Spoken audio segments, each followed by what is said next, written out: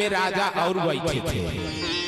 वो का मानते हे गणपति भगवान, अगर ई राजा धनुष न तोड़ पावे तो सवा मन करके 9,999 अब मन सवा मन इतना लड्डू चढ़ाएंगे तो गणपति के तो पानी आएगा।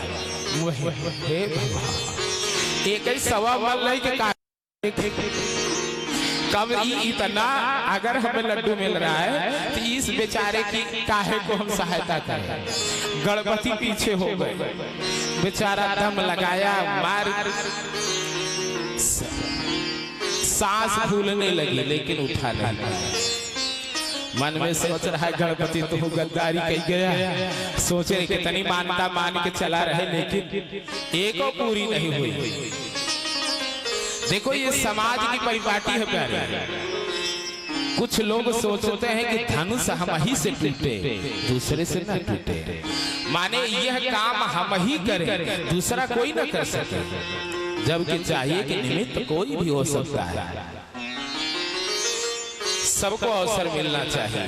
लेकिन 9,999 लोग उल्टा मान्यता माने, बेचारा नहीं उठा पाया तो लौट आया, खिसिया के बैठ गया। अब दूसरा गया तो भैया उसके लिए भी 9,999 लोग।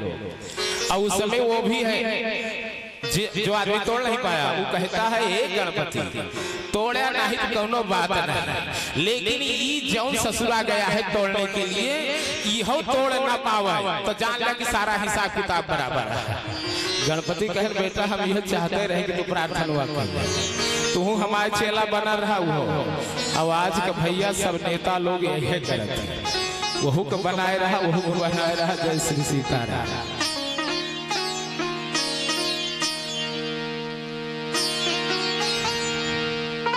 मंत्री जी आए,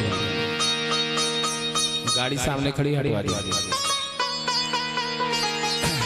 बोलिए भक्तवत्सल भगवान की जय हो। और जब एक के बाद एक जाते हैं लेकिन कोई उठा नहीं पाते, बाद में ना जितने राजा लोग थे सब दौड़ पड़े। देखो मनहु पाई भट बाहुबल, अधिक अधिक गरुआई। जितने लोग थे सब मिल करके तोड़ने के लिए पहुंच गए। शिव जी का धनुष है अद्भुत, जितने राजा लोग आते हैं उतनी बड़ा होता जाता है। सब लगते हैं आओ बेटा तू भी लग जा, आओ बेटा तू भी लग जा। 10,000 राजा एक साथ उठाने लगे।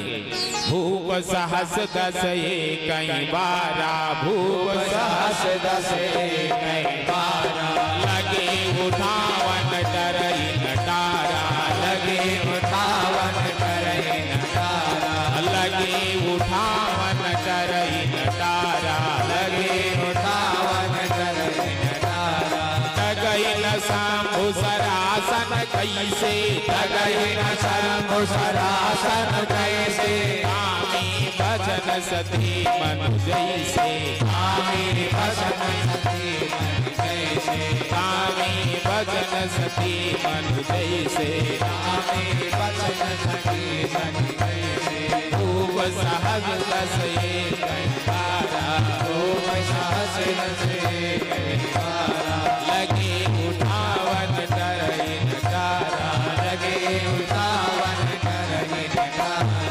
बोलिए भक्तवत्सल भगवान की जय हो। आइए भैया आजाद नगर वासियों की तरफ से प्रतापगढ़ वासियों को स्वागत। हमारे परम आत्मीय श्री महेश द्विवेदी जी मंत्री भैया प्रतापगढ़ से कथा सुनने के लिए इतनी दूर से आ गए। ये चौराहा पे रहने वाले लोग यहाँ तक नहीं आ पाते। बोलिए भक्तवत्सल भगवान की जय हो। 10,000 राजा लोग उठा रहे एक साथ लेकिन उठता नहीं है। जानते हो कई अर्थ निकाले गए कि 10,000 राजा कैसे एक साथ लग सकते हैं। तो बताया गया कि संतों के द्वारा समाधान हुआ कि शिव का धनुष दिव्य है, वो बढ़ करके उतना जगह दिया है। दूसरे बार माने होता है जैसे कहते एक बार, भूप सहस, सहस माने सहस्त्रार्जुन, सहस बाहु बाणासुर, और 10 माने 10 सिर वाला, माने उस दिन ये 10 सिर वाला और 1000 भुजा वाला मिल करके उठाए तो भी नहीं उठा।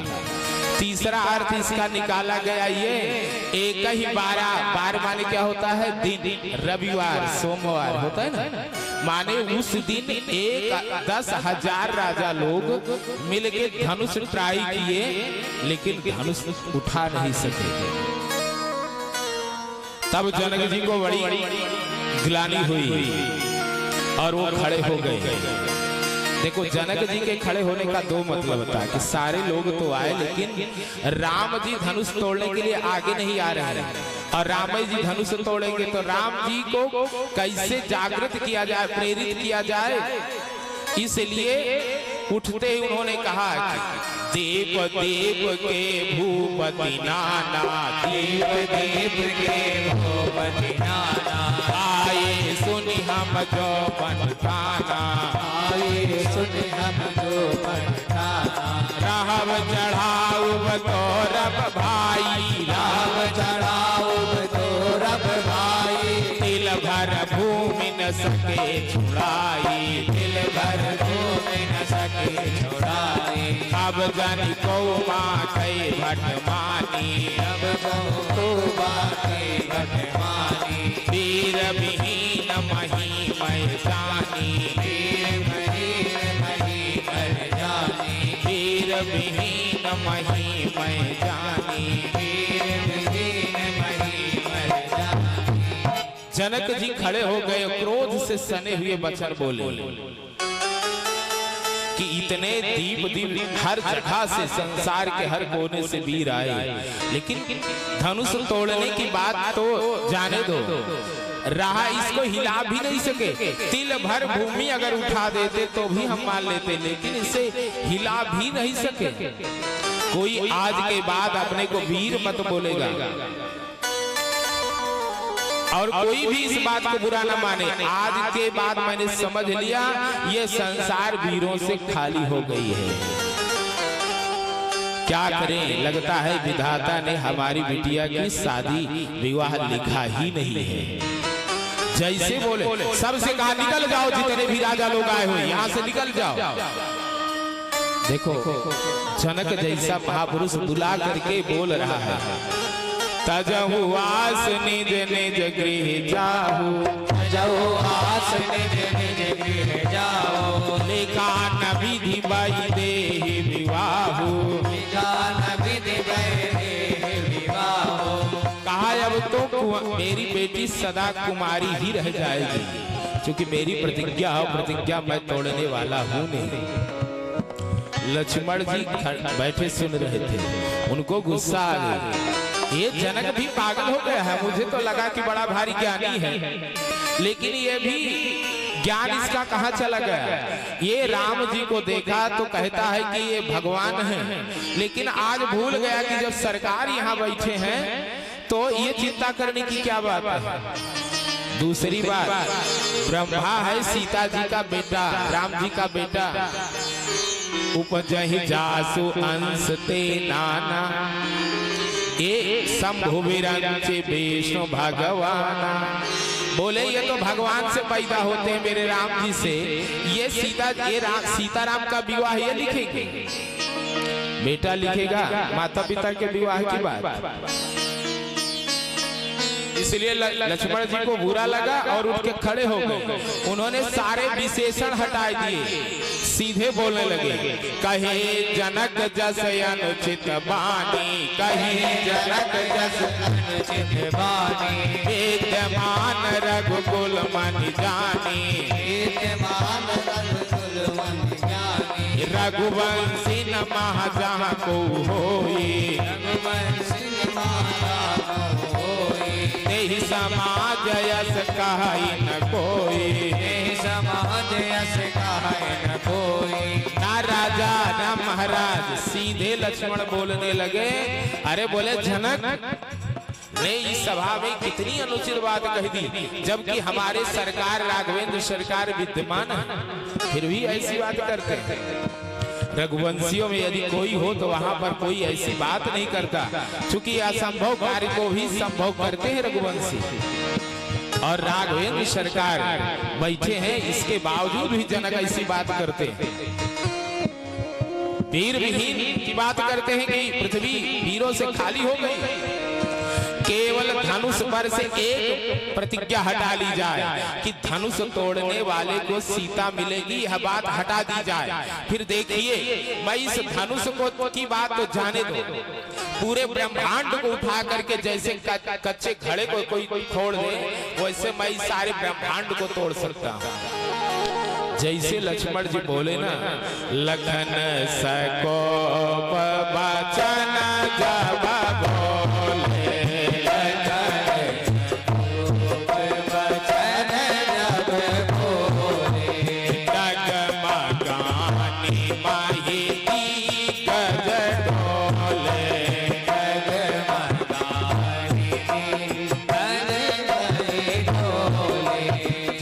लक्ष्मण जी बोलना प्रारंभ किए ना तो सारी पृथ्वी कांप गई, भूकंप आ गया। और जानते हो, लखन लाल जी के बोलने पर सब घबराए गए, सीता जी प्रसन्न हुई, जनक सकुचाए गए, ऋषि मुनि बहुत प्रसन्न।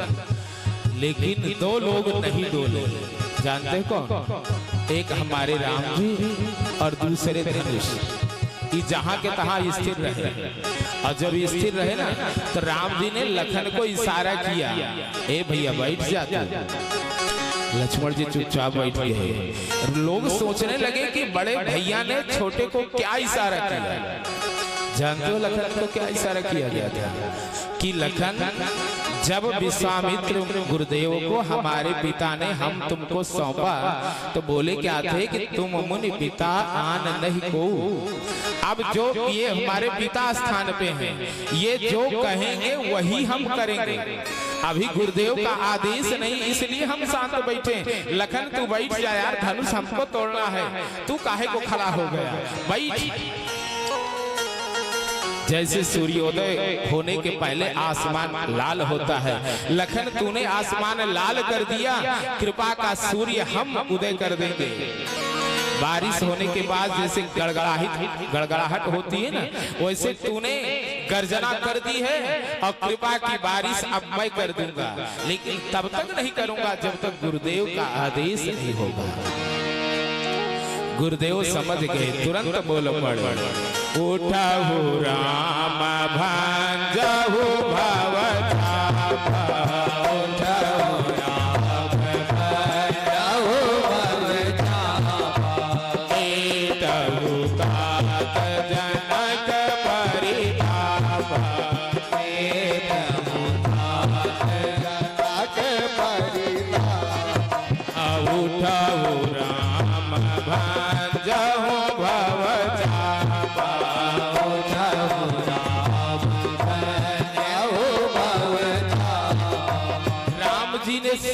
से गुरु जी ने कहा, राम उठो और धनुष को तोड़ दो। धनुष क्या है? अहंकार का प्रतीक है। अहंकार को चटाना नहीं चाहिए, चढ़ाना नहीं चाहिए, उसको तोड़ ही देना चाहिए।